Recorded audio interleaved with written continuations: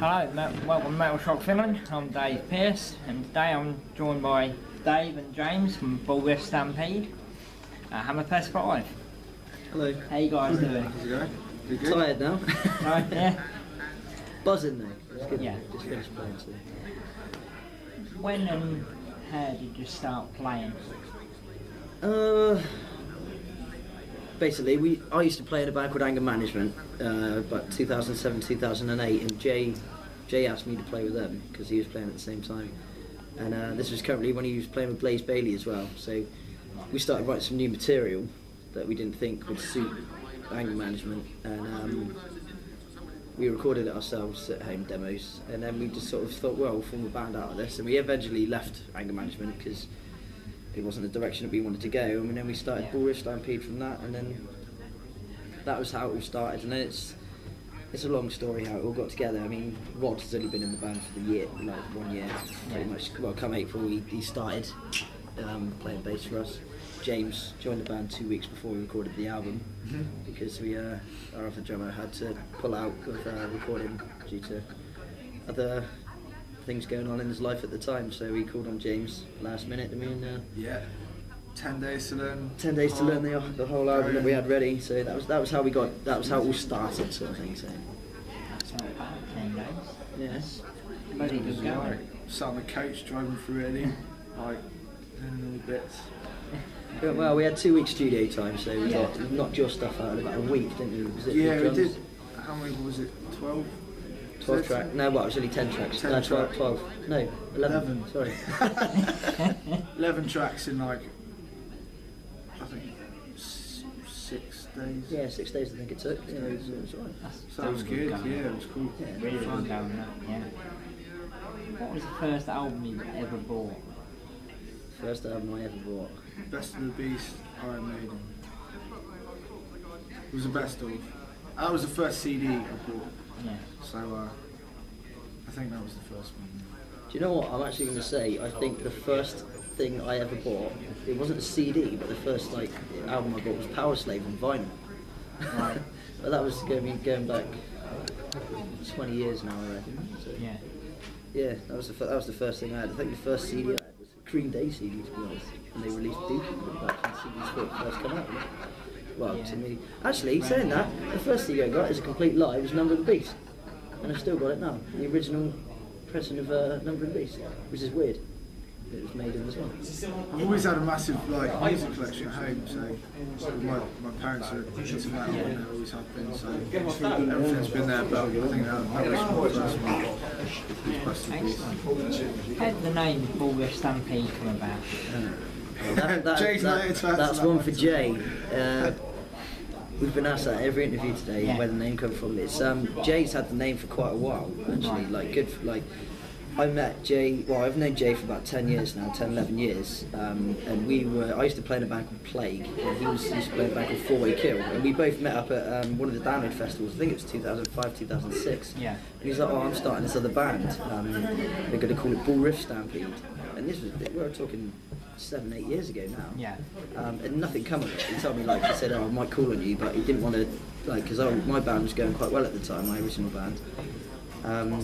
So he's had the name, but he claims it was from a drunk. He was under the influence of alcohol, and he just thought it sounded good, didn't he? He said it says it sounds like a burger.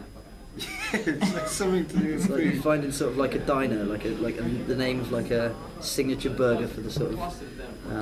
But that's not what we're not named after what we think is a cool name for a burger. But that's how he describes it. Innit? That's from what we've heard today. Yeah, it's as best as we can give to you, but Comes from beef.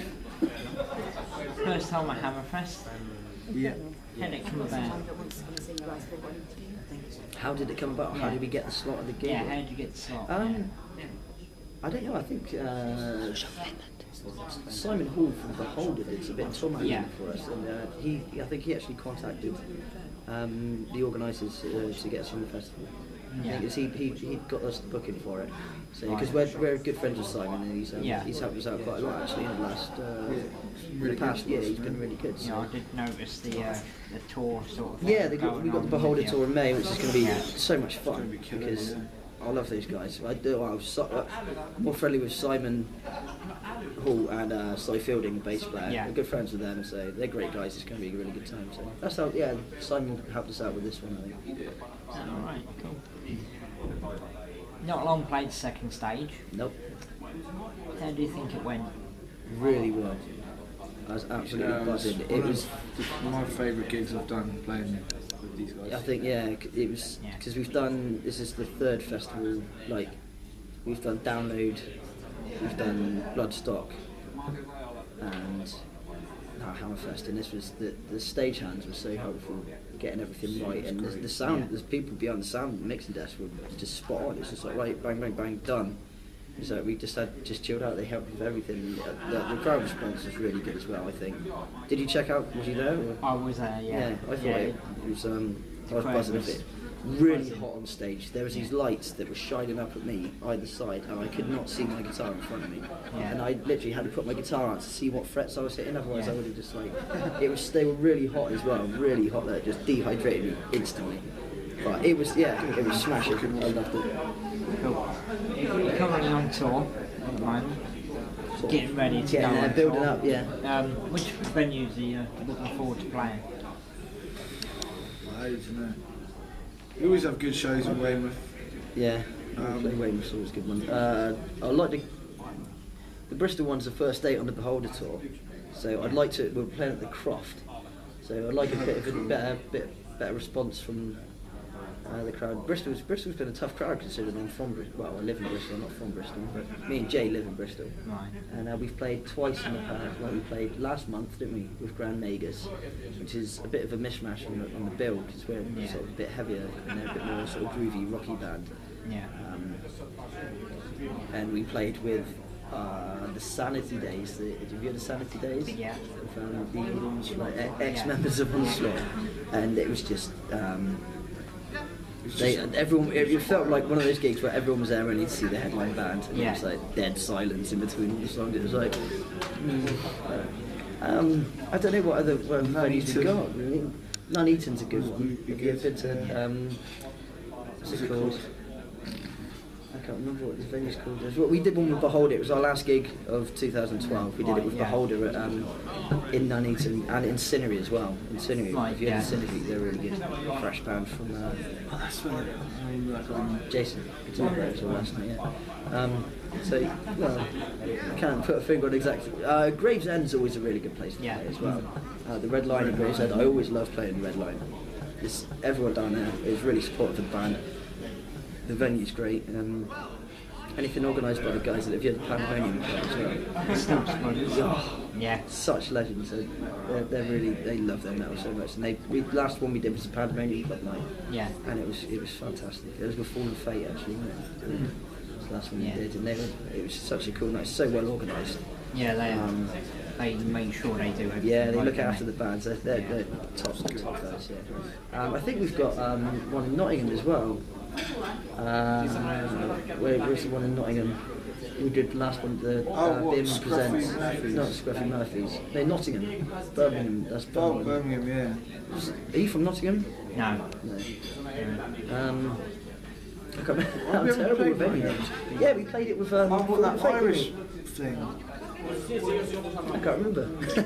I'm terrible with venue names. I know the places we played. Nottingham. You know, we played with Fallen Fate. And Oh yeah, the it was the Haunted pub. The Beerman Presents night. Haunted pub in Nottingham. Yeah. Yeah, I don't remember where that was. I can't remember the name. I can't remember this. Sorry, I'm terrible with That's it. fine. Too many, lots of ones. But Nottingham's a good one to play. We like Nottingham. Yeah. And Birmingham was good. We did play Scruffy Murphys. We had a good reception from them. So it's not so much like specific venues. It's areas of the country that we enjoy. Bristol was a tough one for us. Yeah. Like I felt like personally when I got the front the band and then trying to get the crowd going and Yeah. okay. It's not a good one out. Really. Yeah.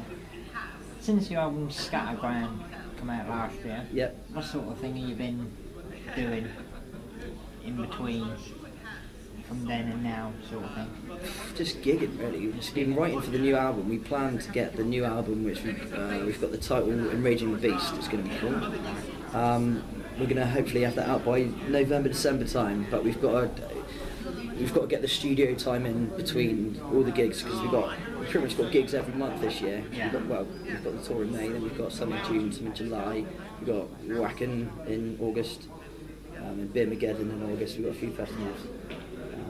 So we aim to get in the studio by September, get the product mixed and mastered by November, December time, get it out, pressed.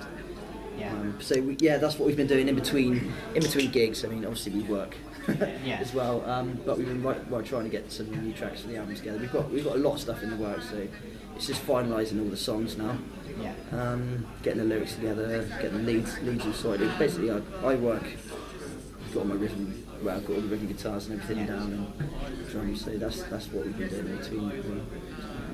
Cool. Is there any? You've about answered it most of that. Anything else in the pipeline? Year or Not really for this year. I mean, there's a couple gigs cropping up here and there. I expect no more tours as of yet, because we've got to concentrate on the new album. We've got a festival. We've got one booking for 2014, but I mean it's next year. We're only at the start of 2013 now, so to concentrate on something that's so far in the future. Yes. We'll see what sort of response we get from the second album as well, and see if it's been as successful as Scatter the Ground, because it's made quite an impact, I think, on from the listeners. It's going well. So. Cool. Talk about it as a business day. How do you see it, and if you could, how would you change it? Oh, Music business. Got to ask this one earlier on. It's good and bad. Everything, like the digital age of everything it's great. It makes music so much more accessible. You can type anything, any band on the internet, and you can get it up straight away. Yeah. So that is a good thing. I think you can access any style of music, any bands, But benefiting the band, and sometimes some people. Yeah, and I think financially anyway. Yeah, and that's the other thing. Obviously, it's easy I for people would say if I could change it, I would make people buy hard copies of the band's records again. I would say like CDs. I make an effort. I'd buy 2 or 3 CDs a month of like new stuff or old stuff. Think, I haven't heard that in a long time, and I'll buy it instead of going straight on the internet. And I mean, who doesn't know how to illegally download stuff if they want to? But I'll make a stern effort to say no. And I've actually I've downloaded stuff before because I've wanted it there and then, and you can. It's all there. Yeah. But now you've got the beauty of Amazon and stuff. It's not you don't have to pay an arm and a leg for a CD, do you? Really, it's a couple of quid. If a CD, people sell used CDs on Amazon. That's what I do. Yeah. I get all my CDs off Amazon. I buy them from the bands at the gigs, you'll always pay places like HMV, which has now gone under, hasn't it? Yeah. HMV, but the CDs now, I used to go in there, I'm not paying £17 for an album. No. They just whack the price up, and then when bands come that you humbled and say you can buy my album for a tenner, it's like, it's for a tenner instead of 17 quid, what they're saying for definitely. I'd rather have the CD. That way. As far as iTunes and stuff goes, and that's all, you still have. It's good. It's good, it's cool. It's really good. But that's how I would change it. Accessible, isn't it? Yeah. Yeah, if it was just, I think it's just the illegal downloading of stuff. I think that's the only problem. As far as you can still buy hard copies of the album. That's just down to personal preference at the end of the day. Some people like to just put it straight on their iPhone. Some people like to have a hard copy, like me and Dave. We love going CD shopping. We've been on holiday, come back with go in the CD shop. We've immediately got 20 CDs in our hands. We've been to LA a couple of times together, haven't we? Yeah. LA, and 50 CDs. There's a place called Amoeba Music, just off Sunset Boulevard, and it's just the best CD shop ever.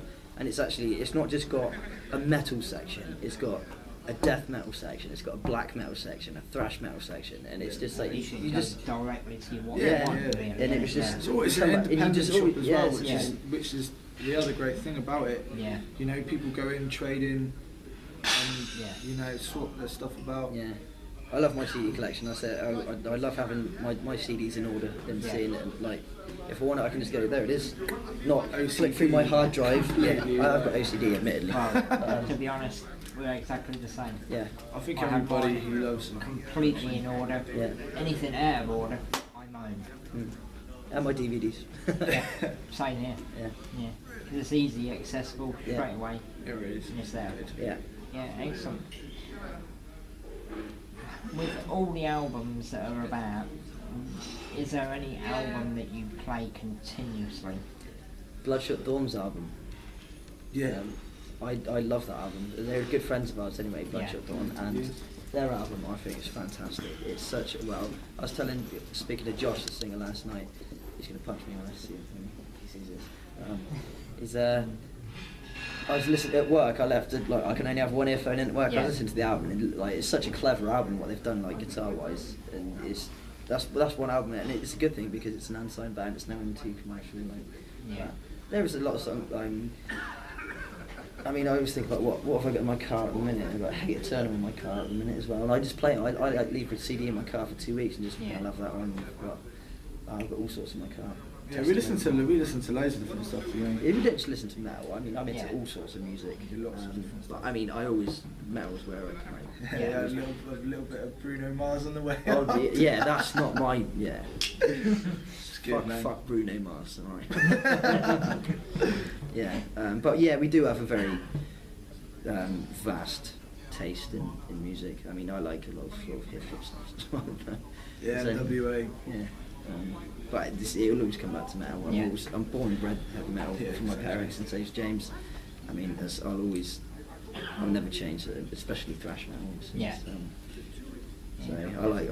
I'm mainly influenced by sort of Zakk Wylde, Dimebag Darrell and stuff. So I'm Pantera, Black Label Society, one of my favourite bands, and Strappy Young Lad, Devin Townsend. I know he claims that like they were darker days for him, and it was I was so angry, and now he's so much more happier now. But Strappy Young Lad was such a good band. I love Strappy Young Lad.